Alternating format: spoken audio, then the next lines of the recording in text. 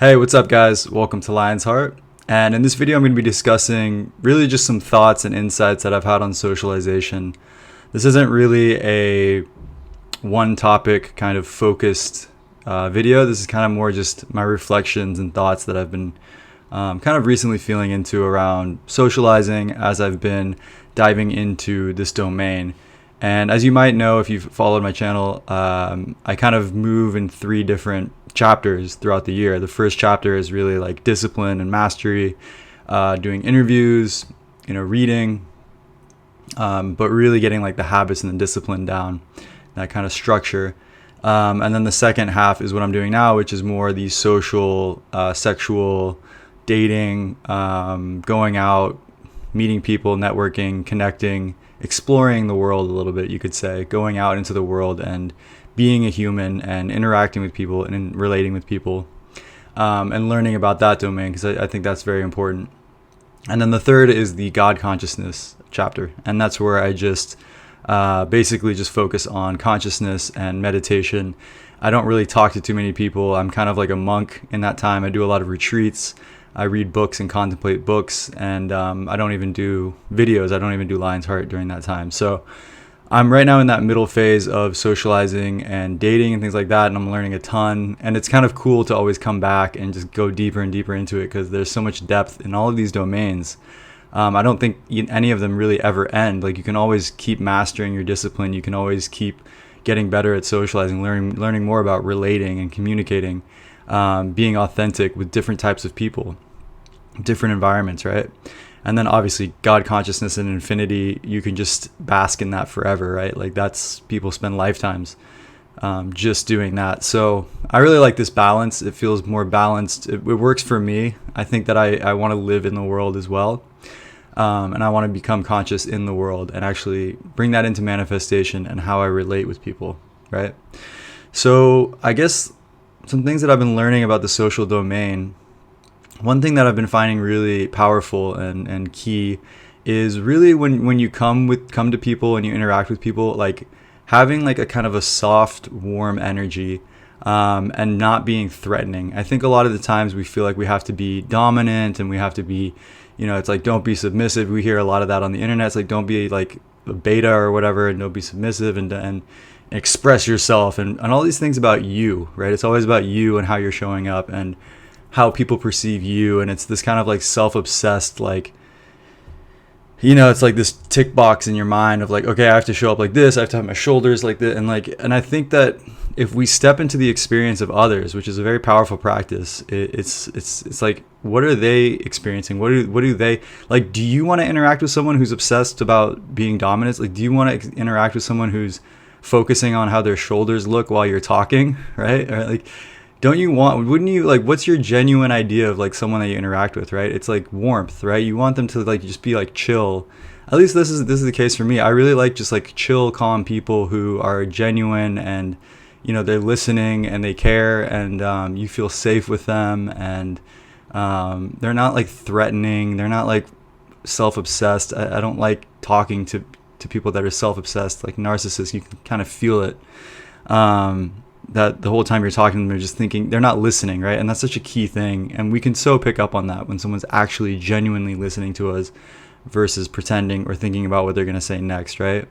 So I think that actually being like non-threatening and being warm is actually the way to go in social situations, because we're always thinking about our experience and how we're being perceived and what this means for us and what we can get out of this and all of these things.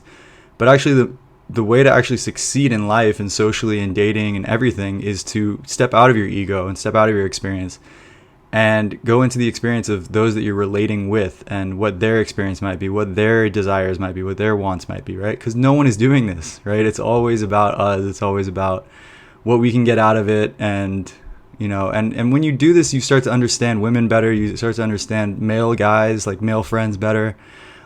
Group dynamics better, like all of these things. You can step out of yourself and be more effective in those areas and more genuine and connect better and more liked, right?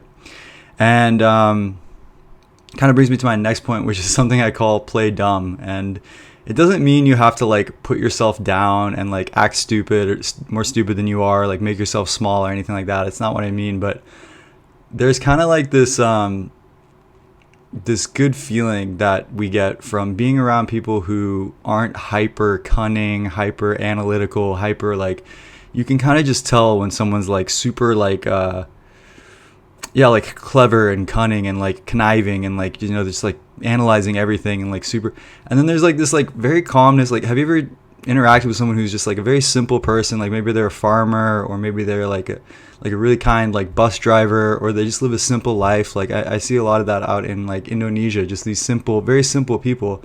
And you can just feel that they're not judging you. They're not trying to like play some kind of game. They're not like, they're just like there. And like, I'm not calling them dumb. I'm just saying like their energy is not like super like tactical, right? There's not like a plan. There's not like an agenda. There's just like this simplicity. And I think that when I say dumb, I think that that's what that's relating to, is like that simple person who's just kind of there, and they're not judging everything, and they're not like with some huge agenda. They're just kind of like there. They're warm, and they're not like, there's something kind of nice about talking to someone that everything you're saying and everything you're doing is not going through some like crazy filter of like status, of like assessing your status and your value. And I think it's good to give that back to people and be genuine about it. Like really just come with that energy. And yeah, you can be discerning. You can be like, this person's maybe a little weird, or this is probably dangerous or whatever. But for the most part, it's just being like non-reactive, not having a huge ego, just being kind of like dumb, right? And I think this is why people love dogs so much, right? Like, why do we love pets and dogs so much? It's because they're kind of just like there. They're just this presence. They're not judging us, They're just like kind of there. They're just like, oh, cool. And I'm not saying, hopefully you're getting this. I don't want to harp on this one too much. I'm not saying be like stupid and be a dog and like don't have an opinion and don't be intelligent. But it's really more of an energy, right? You can still be saying intelligent things. You can still be listening very intently, being very present. And still, having your filters and analyzing, like what, do I want to interact with this person? Is this a beneficial relationship? Is this dangerous? Whatever. But your energy, it's really about your energy. Where is your energy at? Are you just kind of like calm and simple? And I actually think that's a very powerful place to relate from. And one of the next things that I've noticed and started tapping into, and really this was something that I recognized a while ago, but I forget to keep doing.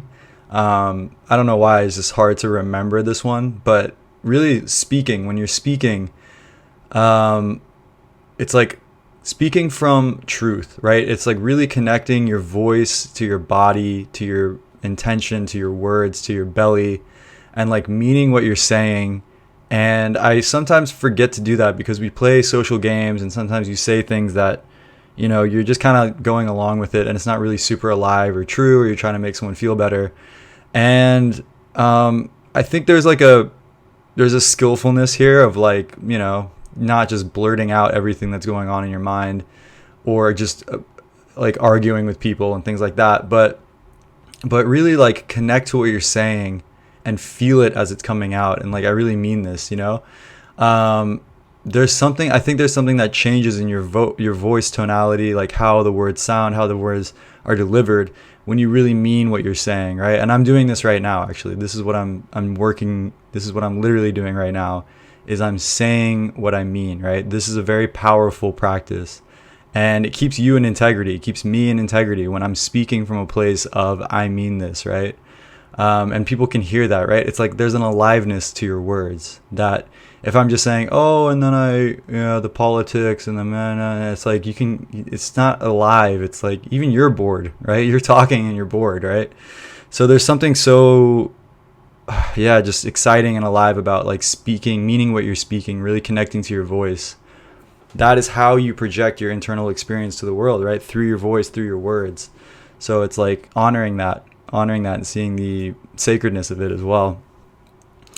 Also, I've got to focus on the energy dynamics. So what do I mean by this is like, as we're socializing, usually we're in our heads, we're thinking what this person said, but sometimes it helps to just go meta and just look at what's happening. And it's just like, oh, there's just 4 humans sitting in a circle connecting, speaking, like being together, right? Just being together. It doesn't really even matter the words.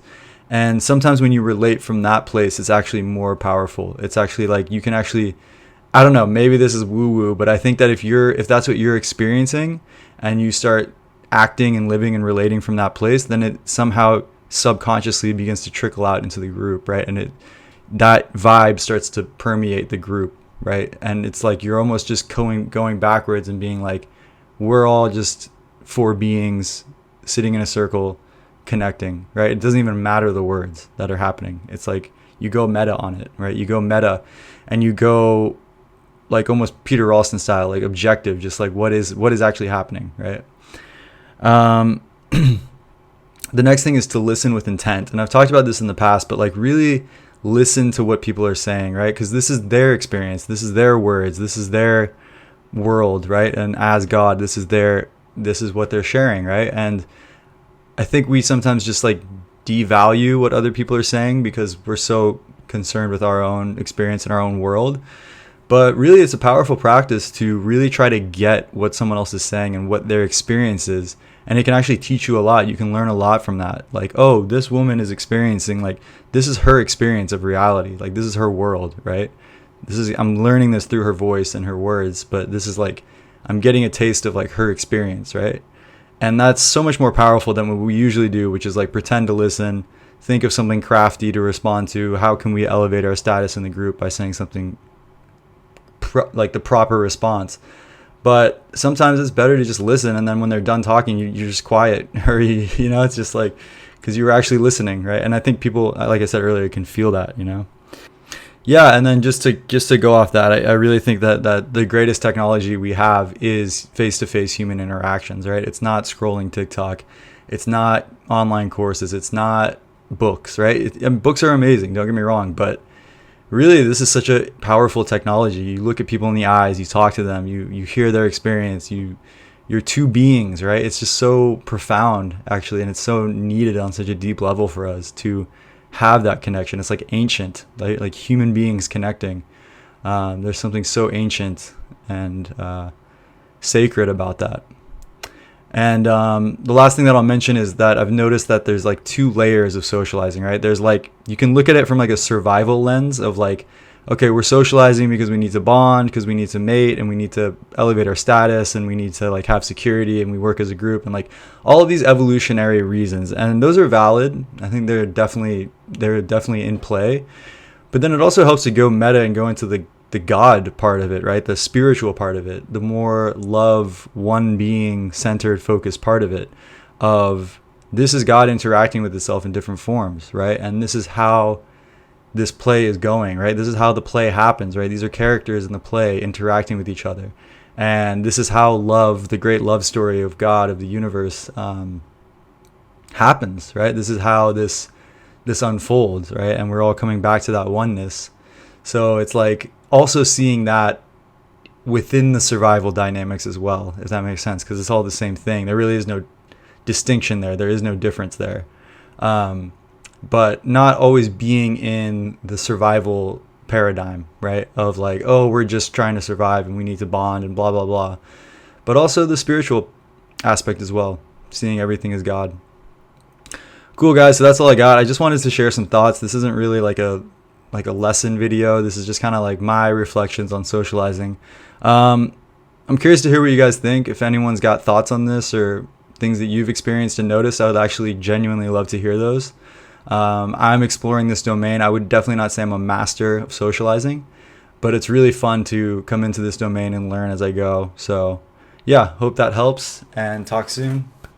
Lots of love. Ciao.